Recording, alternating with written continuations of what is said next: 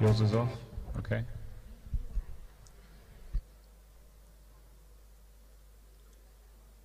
Well, hello, everyone. Welcome to the post-lunch graveyard spot. You've done really well to get here. I think you've picked an excellent session to come and join. We've got an all-star, all-female lineup for this session.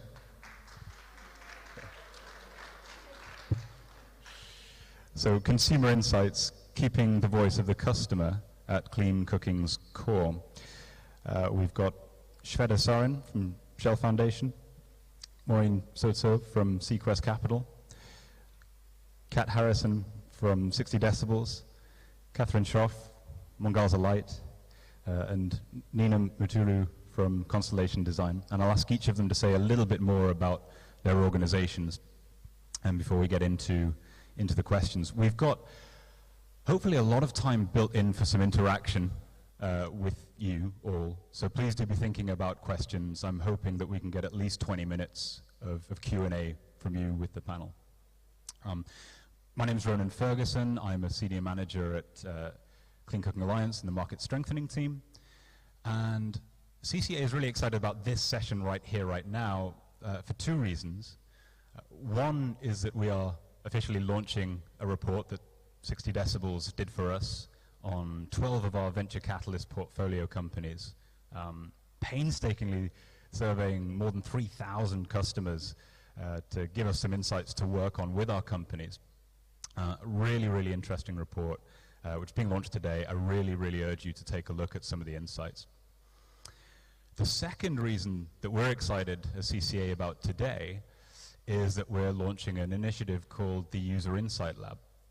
Now, the User Insight Lab has a central premise of moving from finding customers for our products to finding products for our customers, which is a big, big step change. There are three parts to the User Insight Lab, which are going to be used as a bit of a story arc for the people that our panel. So, the three pieces of the User Insight Lab is number one, it's possible to surface new insights on users, and it's desirable to do so.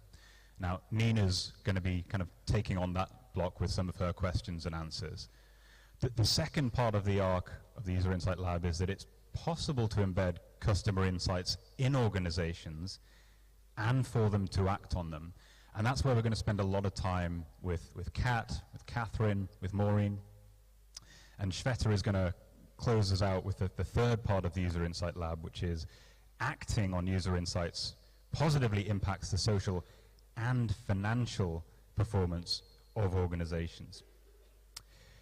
So with that, let's get underway. And I'd like to start, Nina, with you, maybe in one out breath. Who is Constellation Design? Hi, can you hear me okay? Okay, perfect. So Constellation Design is a human-centered design and strategy consultancy. And where our name comes from is the technique that we use is we bring in a constellation of experts at relevant points in the design journey. So the people on our teams range from medical doctors to interaction and product designers. And the thinking behind this is when you meld knowledge expertise with lived experience or consumer insights, then you can actually get to a 360 view of the problem and create impactful solutions. That's great, thanks. Yeah. I'm sorry to pick on my audience. Claudia, could you hear that in the back okay? Yeah, great, thanks. All right, well, Nina, so two questions, double salvo. One, what is human-centered design and user-centricity? And two, what are some traditional methods and opportunities to do it differently in the development space? Yeah, rapid fire. Okay, so I'd love to get a baseline from all of you first. How many of you have, by show of hands, have heard of human-centered design? All right, or design thinking, or user-centricity. There's a lot of different words for it. Okay, great. And how many of you would, could maybe like describe it to a friend as out-of-the-box thinking or creative problem solving? Ooh, okay. Wow, you guys are an educated bunch. That's usually the answer I get for human-centered design. Like, that's what it is. But really what it is a problem-solving technique that puts users at the center. And the thinking behind this is when you solve for user needs, you can create anything, like any kind of solution, a product, a service, a culture, you name it, and it'll be successful in market. So working in international development, I've kind of seen a couple ways human-centered design is practiced, and a couple myths around it. So I was going to spend some time just debunking those myths. So the first is the process itself. So many times human-centered design is talked about as out-of-the-box thinking, where you create bold, creative ideas. And just the sound of that sounds inherently risky. And what user-centered design is actually a way of de-risking your solutions before they get to market. And the way you do this is by getting customer feedback often and incorporating it in your iterations of products. So when us at Constellation Design, if we're creating a physical product of something, we'll start with a concept write-up. So just what is the idea, just in words. Nina, then we'll, could I just put you, just getting some feedback, just a little bit closer. Oh, sure. Is that you. better? Okay. So when we do product development at Constellation Design, we have different stages of fidelity based on where we are before it goes to market. So first, we might start with a concept write-up, so it's just the idea. Then we get user feedback on it, iterate on it. Then we might move to an illustration. We'll put it in front of customers again, iterate on it. Then we'll move to a works-like prototype, or sorry, a 3D rendering, get feedback. Then we do a looks-like prototype, get feedback, until we get to a works-like prototype. And then you can probably guess what we do after that. We get feedback and we iterate on it.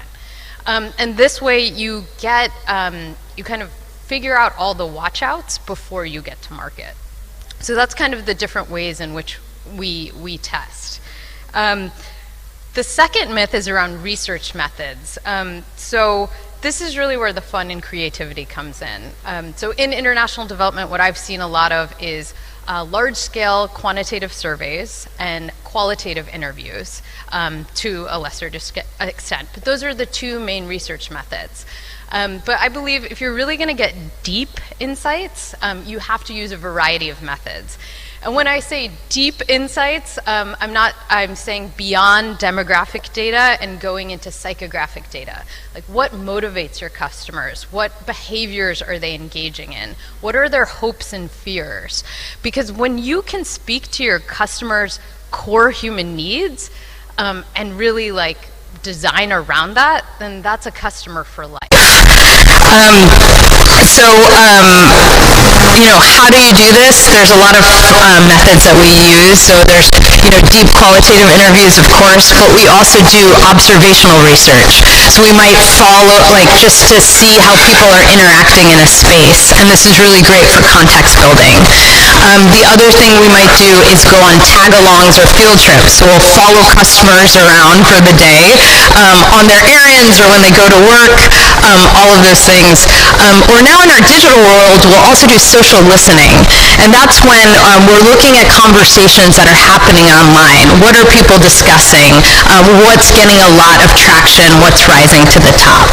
And basically in all these methods, what you're trying to do is immerse yourself in the customer's life. And you know, it's not just about their needs, but also just how they move through the world. So, you know, we've done a lot of fun projects where, you know, once we were living with a nomadic tribe in the deserts of Rajasthan to understand their embroidery and different ways of life. And that's like, you know, a very intense one, but you can also be very scrappy with it, and you don't have to have a big budget. So, you know, with Clean Cooking Alliance, we did some work in Haiti with Haitian street vendors, and we're looking at how do we increase clean cook stove adoption amongst Haitian street vendors. But we couldn't go to Haiti, so we couldn't see how do they cook, how do they interact with their customers, how do they use their stove.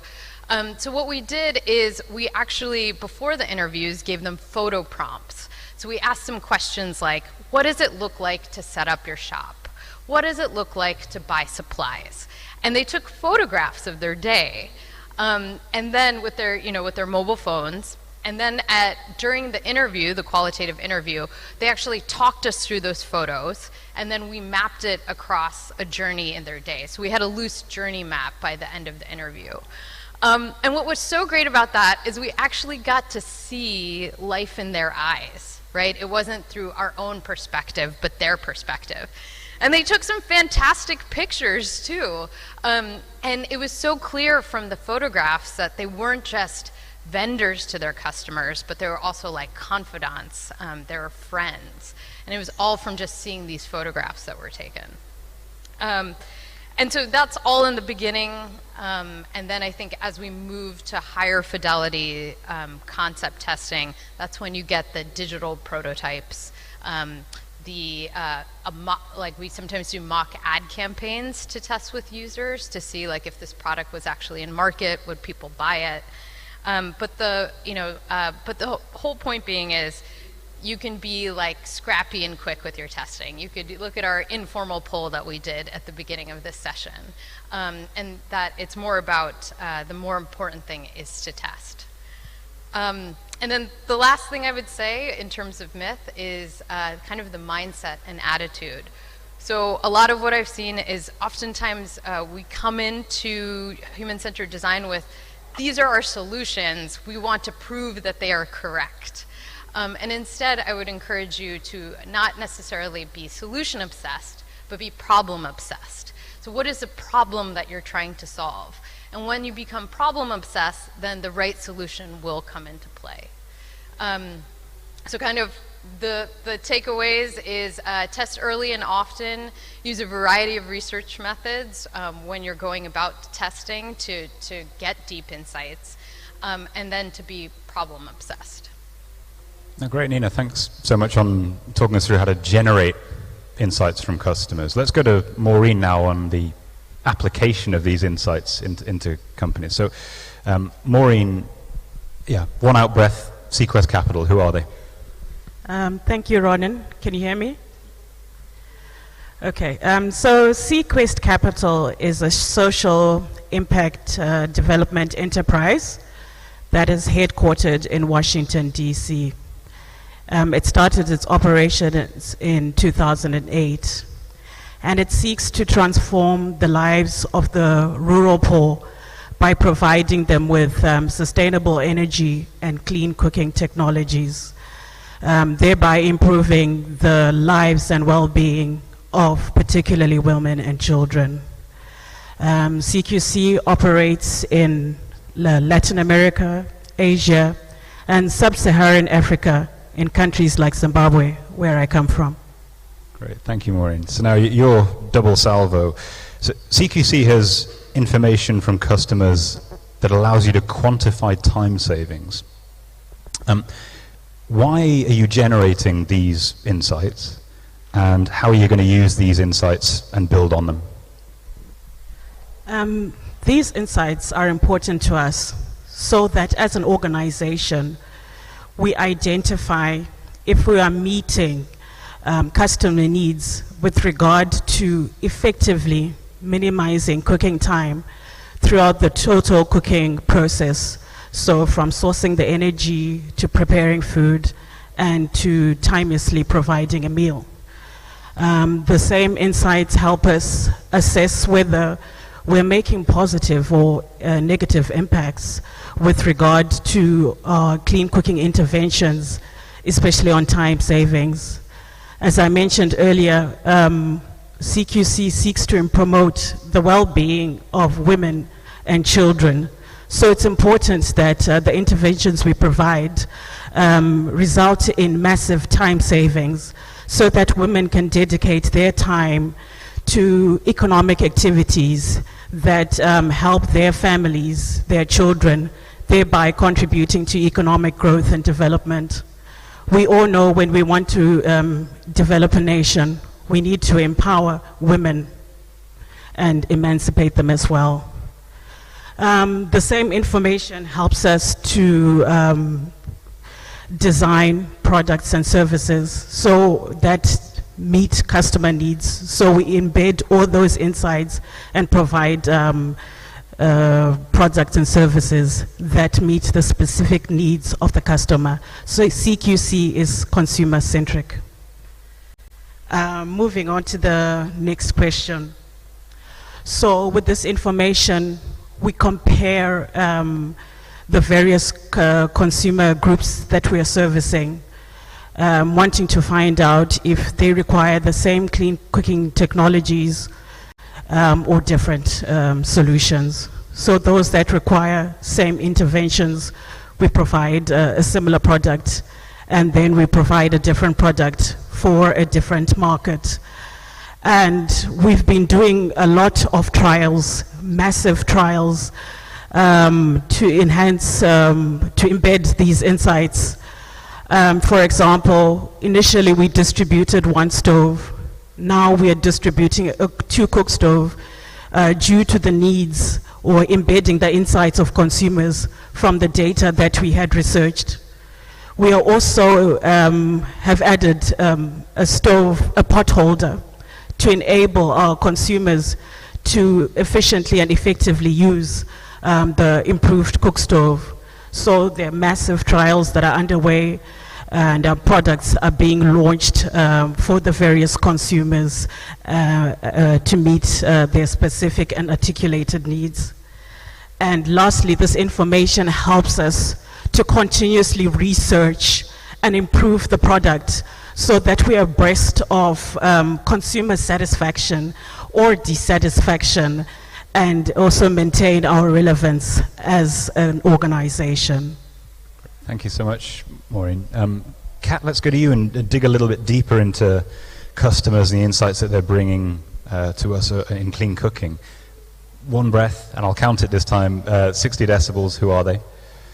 I can do that easily. We are an impact measurement and customer insights organization.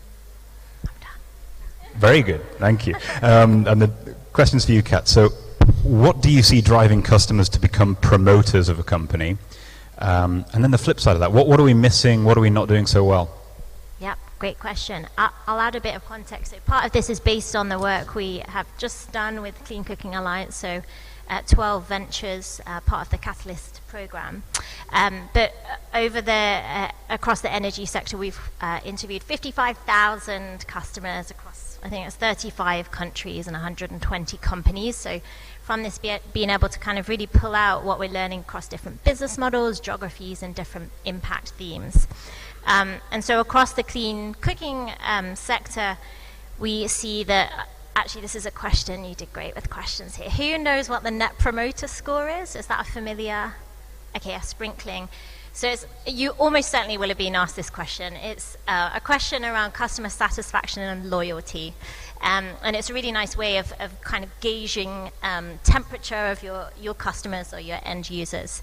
And for this is where the promoter piece, the question that Ronan's just asked, is about. So people rating their likelihood to recommend a product or service to friends or family very highly, they'd be promoters.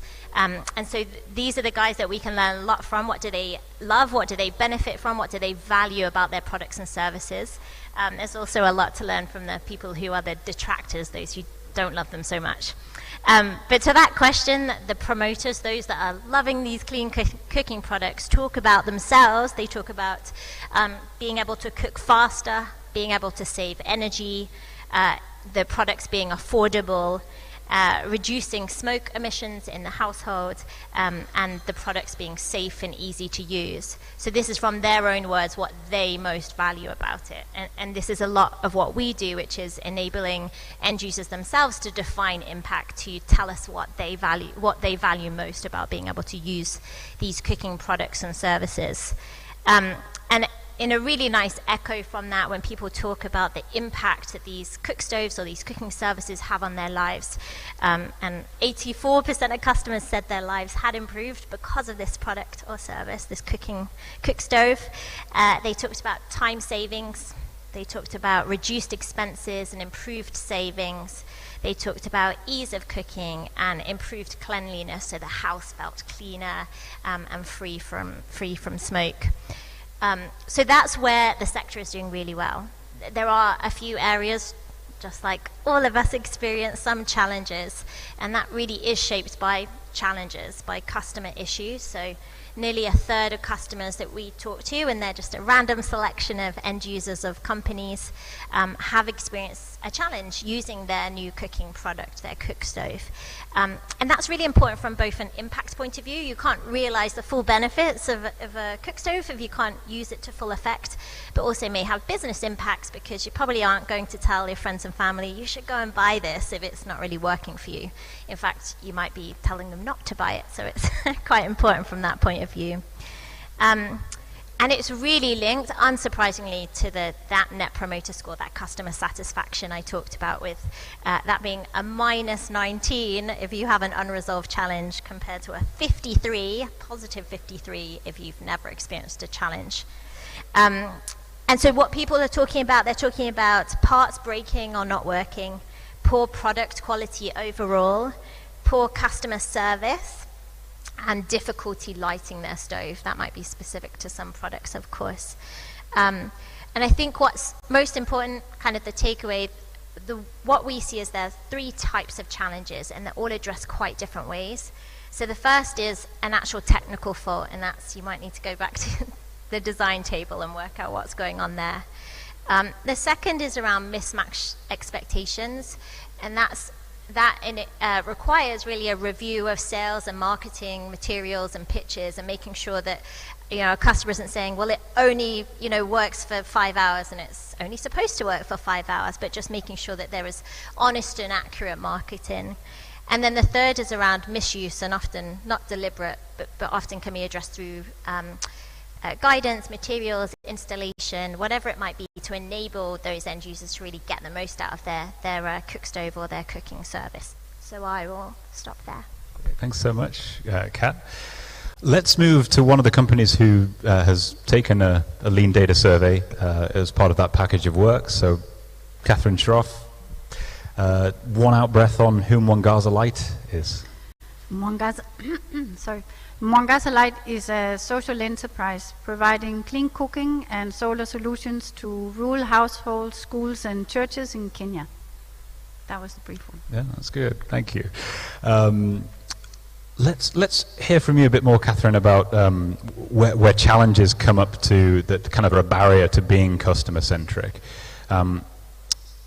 First of all, yeah, what actions has the work from 60 Decibels prompted you to pursue and change? And as a distributor, to what extent do you feel you're always able to make decisions purely on the basis of what you know your customers want? Thank you. So 60 Decibel did a customer survey last year, and it gave us a lot of new insights. On the very positive side, we learned that 98% of our customers got their first cook stove from us. It means that we can with confidence say that we are reaching unserved markets, and we are reaching unserved markets because we have developed a business model where we work together with churches and faith-based organizations, and we build last mile distribution into their infrastructure.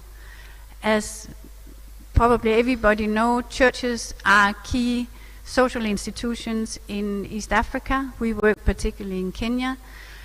And with the churches, we are working with the most trusted leaders. We are working with infrastructure that reaches from the national to the village.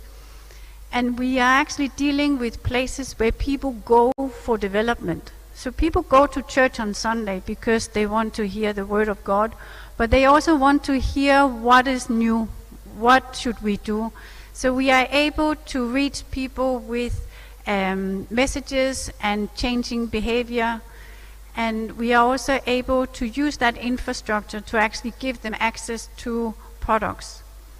From the survey, we also learned that we had a very high net promoter score. It was at 80, and we attribute this to the fact that people actually like products that they get from the church. So it's seen as a church product. So it's something that is good, something that is right. And they like also promoting it to others, because we work with churches in a model we call green churches. and it aims at growing environmental stewardship with the church. So the church actually takes on the biggest crisis that we have today, namely climate change. And so the leaders are talking about climate change, energy poverty, as part of also talking about women empowerment. And so other leaders sort of lower down in the organizational levels are also very happy to take it on. So from our perspective, we are putting identity into changing to clean cooking. So clean cooking is not just something you do to make your cooking easier. You do it because it becomes part of who you are as a person. Are you someone who is taking care of creation? That would be the discourse of the church.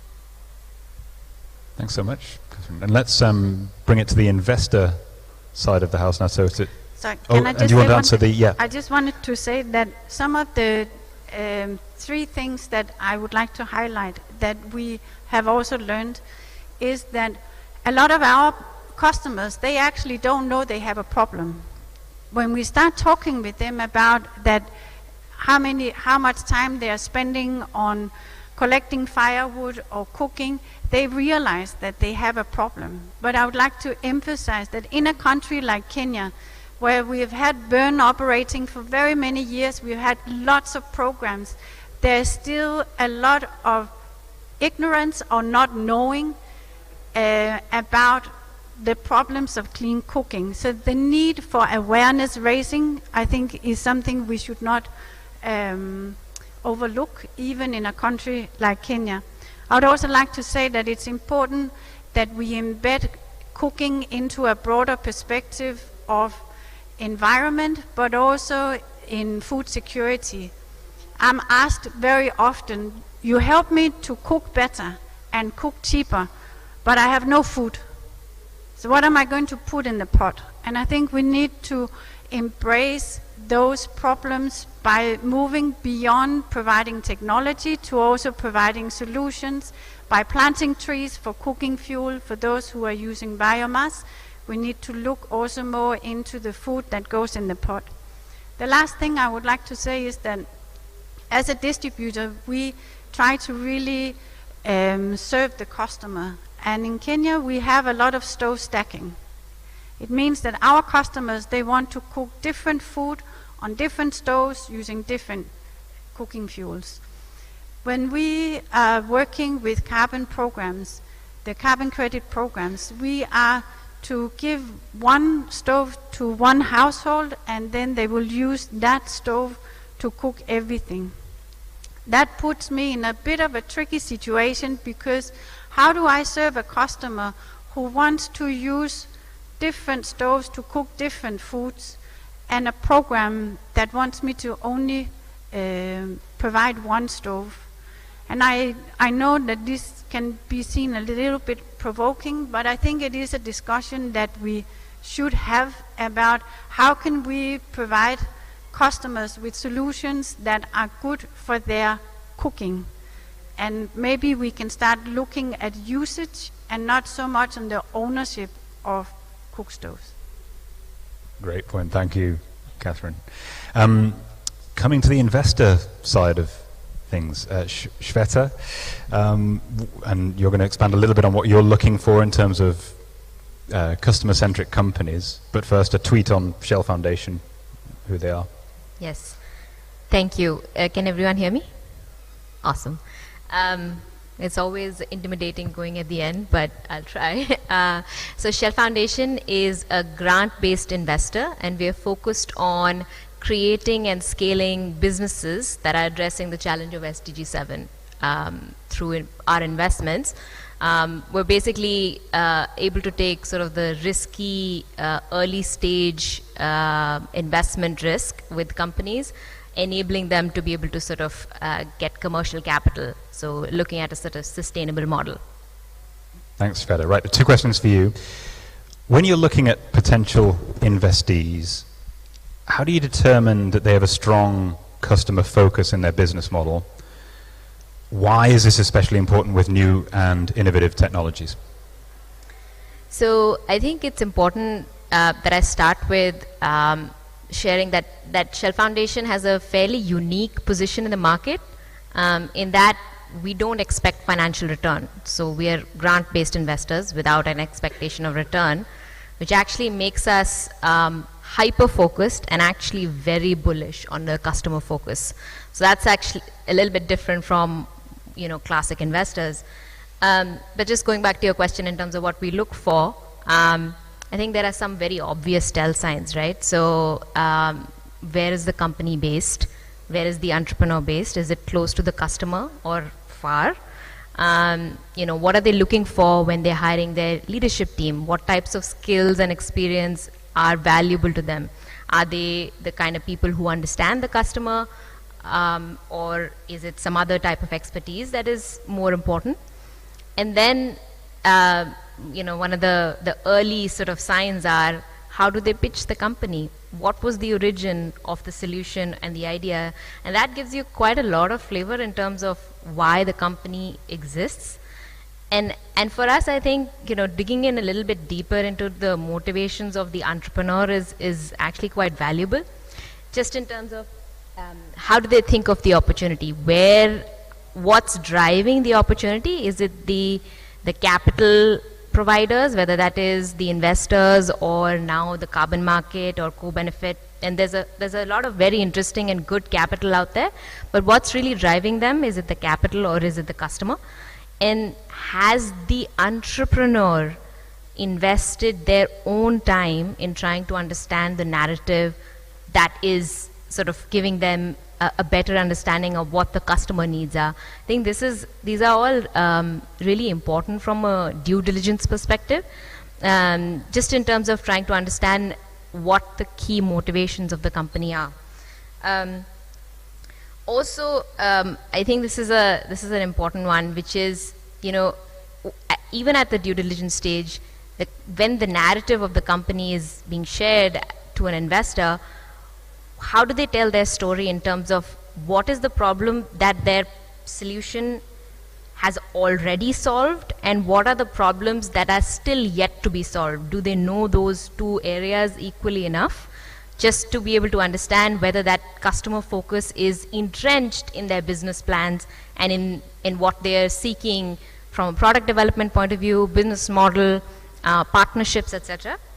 And I think this is particularly, I mean, I think just clean cooking as a topic is so customer centric, just because cooking profiles in various different contexts vary so much that you really can't, I mean, it's impossible to have one size fit all.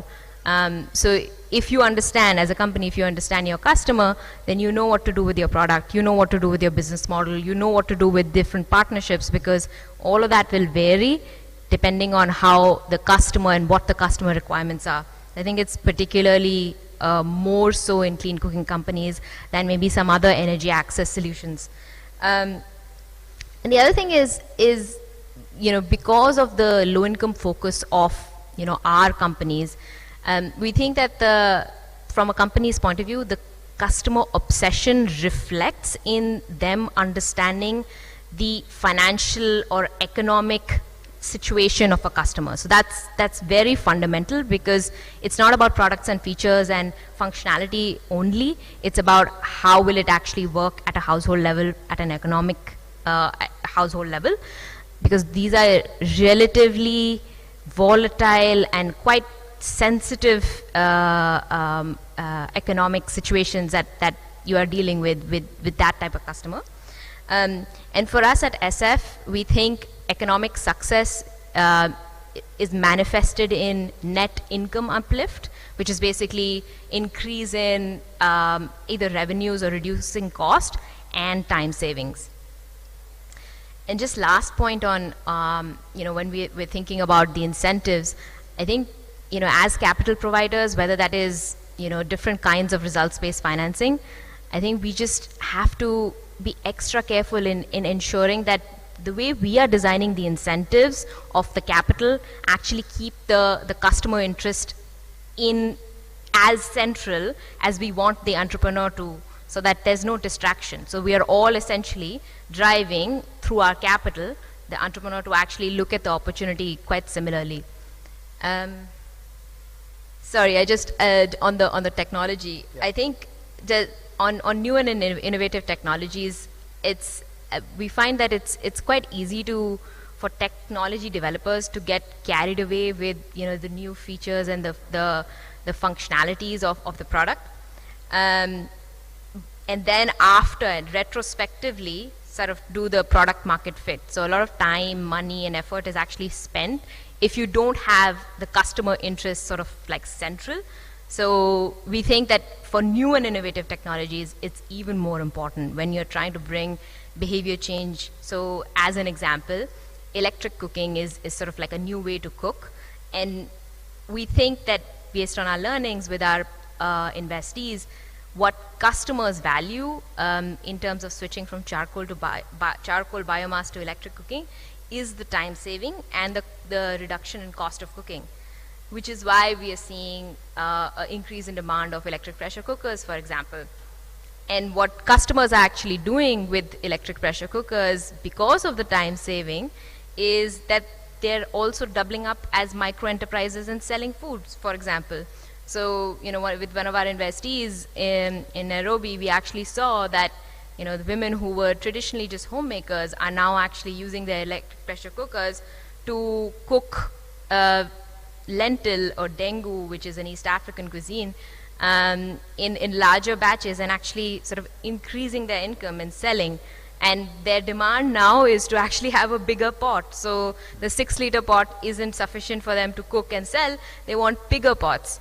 So these are interesting insights, but these are only learned when you kind of understand like how your new and innovative technology actually feeds into the lives of the end customer. Yeah, and just lastly, I think it's sort of goes beyond the due diligence stage in terms of the customer focus. And here I think the responsibility lies both on the entrepreneur as well as the investor.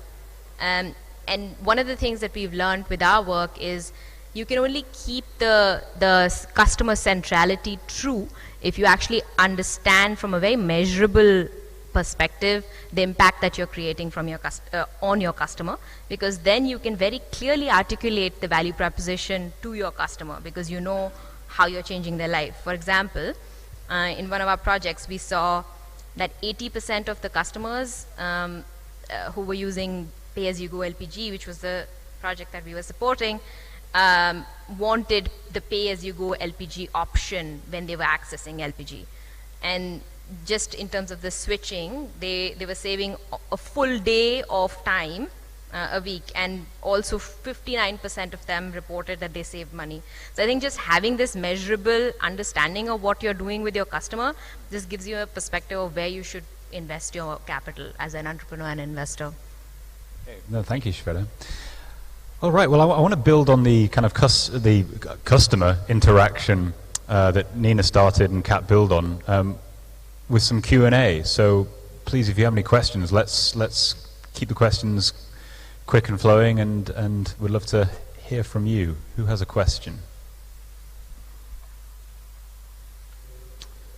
Can we get a mic to the back, please?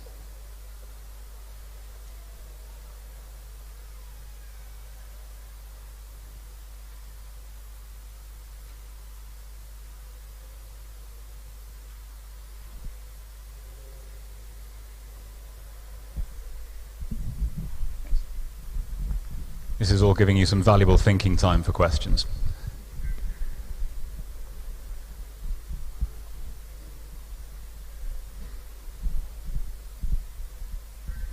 Krista Roth, Cleaner Cooking Coalition.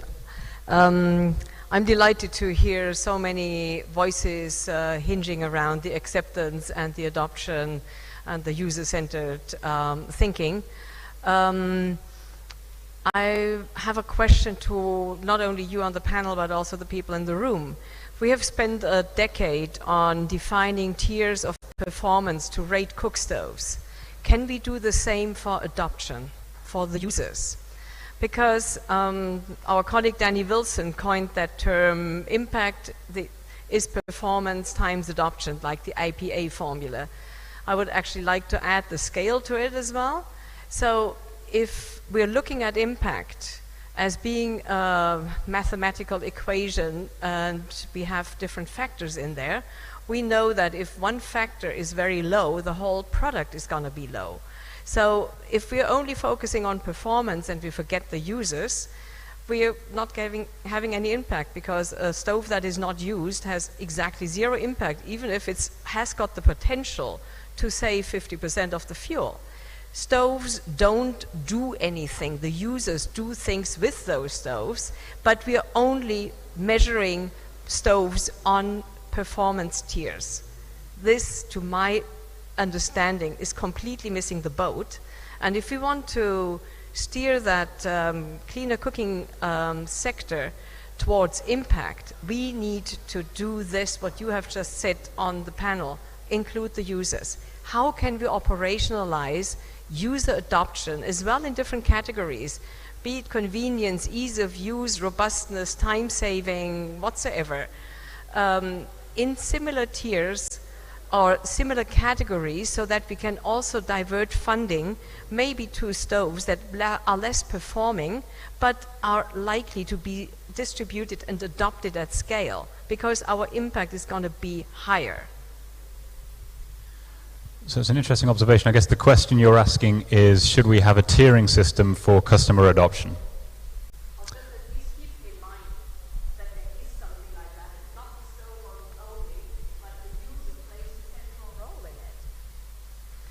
Okay, I think you heard me, but the users plays a central role in creating impact. And if you're not sort of like at least taking this into the whole equation, we're missing the boat.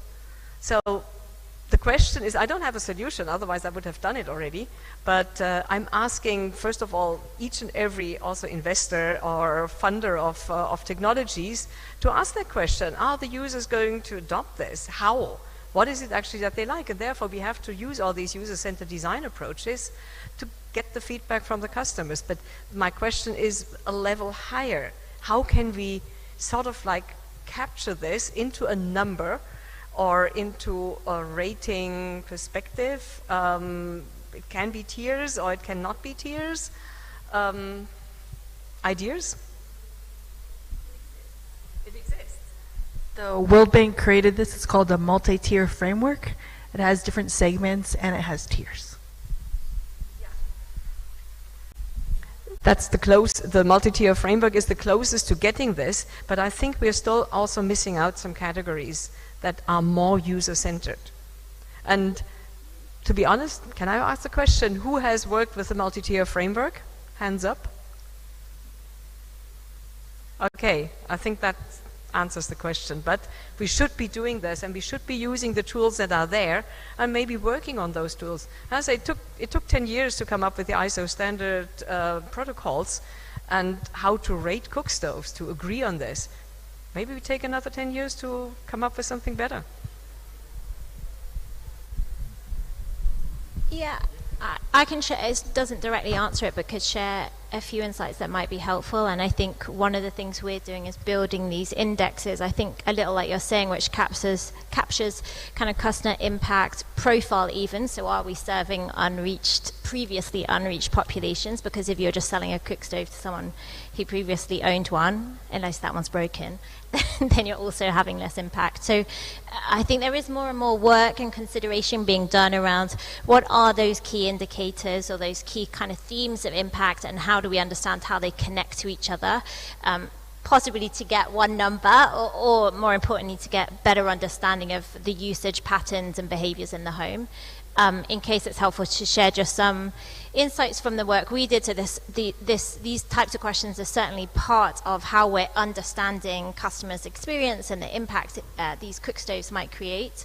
60% of the people we talked to were stove stacking. They were using other stoves, normally only an additional one. And I think one of the most important parts is, and I'm sure Katherine's working on this and many others, that what determined which stove they chose to use was based on meal type, fuel availability, and cost. And so, to Katherine's point around carbon financing, well, there's 40% of people, I suppose, who are only using one stove, so you can collect the finance on those guys. But I think what's my feeling is we could, as a sector, do a better job of understanding customer needs and designing and meeting those, and then layer on the way of measuring and understanding impact and creating indexes and frameworks and tiers. But to that point that only I was one of them, 3 people put their hand up to say who's using the multi-tier framework. So yeah, just sharing some insights around it, and I think there are definitely ways to do it, but I think we need a better understanding around customers perhaps first before trying to develop that. But I'm happy to be disagreed with.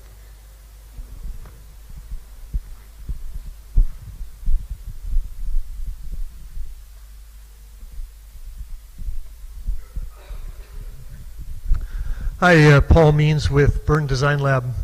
So I think this is such a challenge, I think, and but there's 2 sides to it as I see it. One is really trying to understand what the customer wants, but the other is trying to understand the customer, as in who that customer is, when you're looking at a country of 30 million people and they're spread out geographically and economically, et cetera, family size. So do you have ideas or their methodologies for coming up with statistically relevant data given the size and complexity of the customer base?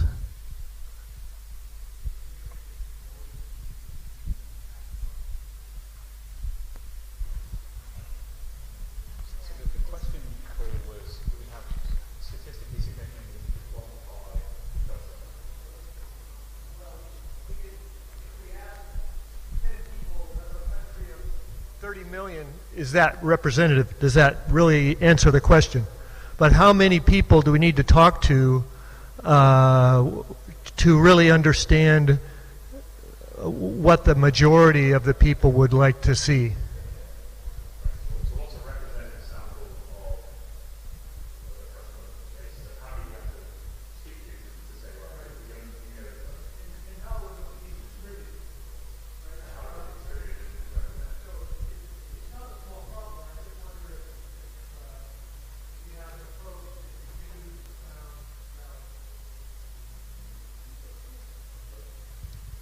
Okay, for the sample to be representative, I'll give for example in Zimbabwe, we make sure that we conduct audits every month, sampling a few beneficiaries who've received our cook stove and gauging some insights from them.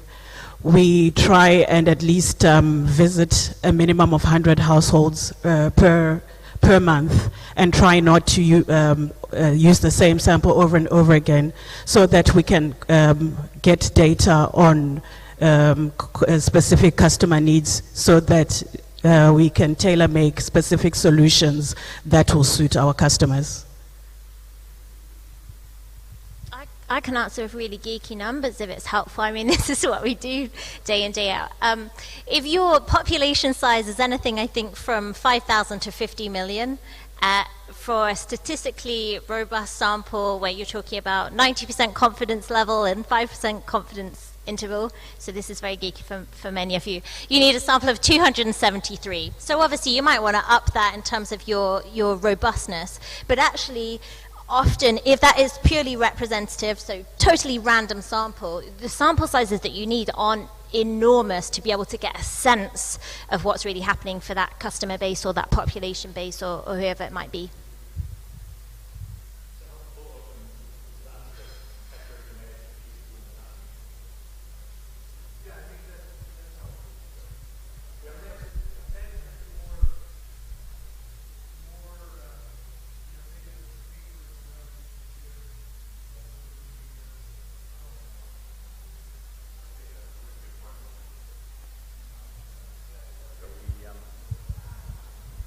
As part of the Consumer Insights Lab, we're launching a new email address, which if you have any questions, comments like that, you can email and we can send you literature that we have. I will find the address in my book and plug it at the end to share. We have 2 questions at the back. Your hand was up first, sir, so we'll go to you, then to your colleague there, and then I think, Lewis, did you have a question? And we had a question here, so we'll go, yeah, so 4 more questions. All right, thanks. Moses Samoni, Up Energy.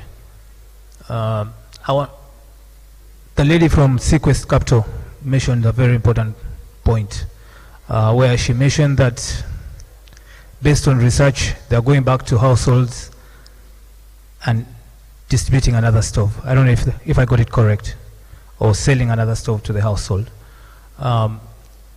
Looking at gold standard, where does this leave the question of stove stacking? So just to repeat the question again, was it stove stacking? So she mentioned that based on research that they're doing, they're able to go back to households and sell another stove. I don't know if that was, if I got her correctly. My concern though is that based on gold standard, where does this leave the question of stove stacking? Where do you sit on the question of stove stacking?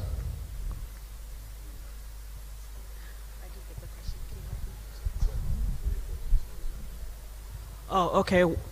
Just to clarify, stove stacking is happening. Some beneficiaries end up accepting another stove. Maybe there's an extra benefit attached to the stove. But in most cases, they tend to choose one stove over the other.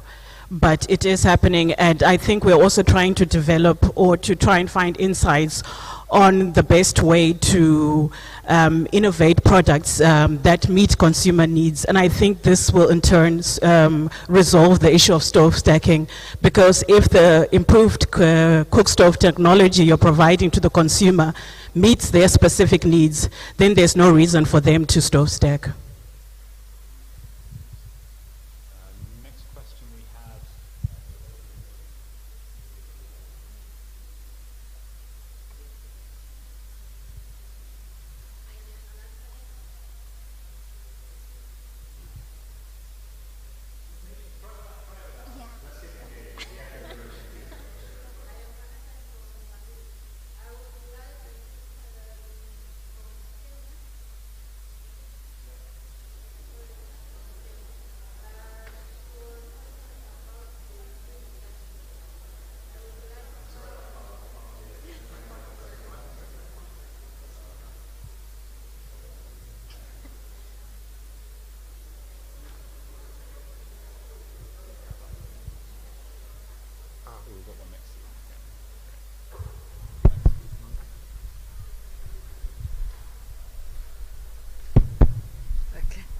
Thank you.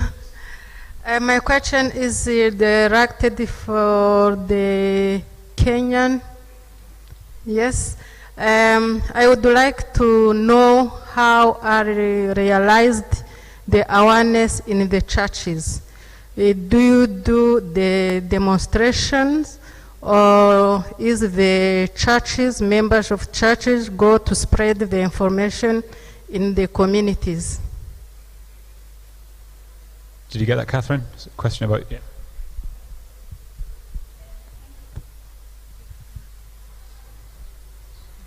No, I think it's working now. Thank you. So in the Green Churches program, what we do is we start at the top. So we start with the Archbishop and his team and get their buy-in for the church to go green, in the sense of starting to preach more about care of creation, so to start making it part of sermons, make it part of teachings, make it part of encouragement, part of youth group work, women structures. For example, in some churches you have women who come together to cook. They will use an improved cook stove and they will talk about cooking. We train a lot of agents amongst the Christians. So we work with the clergy, we train the clergy, then we develop and grow agents amongst the Christians, and they are the ones who promote to other Christians. So we try as much as possible to actually be an enabler, a facilitator, more than do the actual demo. And I would say that where we have managed very well is with a church where we have also co-branded a cook stove. So with their name on the cook stove, they actually literally take it out of my hand and say, it's ours, it's working, just go get it. So that to grow that ownership, and where it has the ideology, making that part of it, that's also how we believe we can actually grow a movement that is beyond the clean energy transition as such. Guys, you've put your hands up now, and we are at time. So I'm sorry, unless there's like a burning quick question that you want to, even more. Well, please, final question to the lady. Thank you very much. Mine is not a question, but I'm just adding up to the Green Church. In Ghana, we will not call it the Green Church, but we will call it Catch Them Young. In Ghana, if you come to our school curriculum, from basic 7 to 10, we have captured the clean cooking idea in the curriculum. So you are calling it the Green Church, but Ghana is Catch Them Young. So in the curriculum, they are taught what clean cooking is. I didn't get the last question. Sorry, what? No, I'm saying that in the curriculum of Ghana, from basic 7 to 10, we have the clean cooking idea in the curriculum. So the pupils are taught in school. So they learn what clean cooking is. And when they go to their various homes, they impact the knowledge to their parents, their friends, their community. Thank you. Great. Thank you. I think this is a good time to plug the email address, given the quick show of hands. There's at least 10 unanswered questions or comments in the audience. So userinsights@cleancooking.org. That's userinsights with an S on the end at cleancooking.org. Please do post your question in there, and we will certainly take a look at it, take a look at your comments as well, and look forward to answering any questions that come into that inbox. To conclude, please join me in thanking this amazing panel and the generosity of the insights that they shared with us today. And thank you.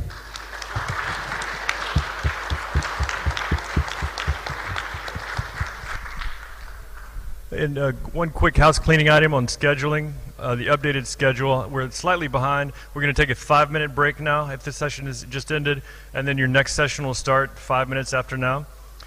After that, the next session will be 1 hour, and then there will be another 5-minute break, I think. And then the reception will start at 6 p.m. in the garden area of the Kempinski, just outside the lobby, in the garden area from 6 to 8 p.m.